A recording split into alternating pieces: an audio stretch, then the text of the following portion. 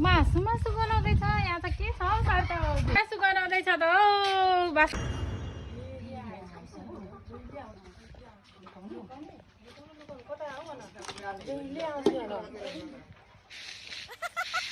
भएको हौ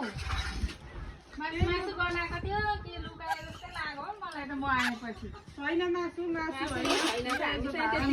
अघि खाइसक्नु भएछ हामीले त अनि आइसकेपछि आउनुहुन्छ अहिले पनि तपाईँ फेरि बनाइरहेछ नि त मासु मासु रहेछ मासु मासु गरेर आएको थिएँ क्या मासु यहाँ गुनगुन गर्दैछन् जहिले आउँछ नि अस्ति मेरोमा पनि आएको थियो नि पकाउँदै गर्दाखेरि पटपट भुटेर खानुपर्छ ल जहिले आउँछ नि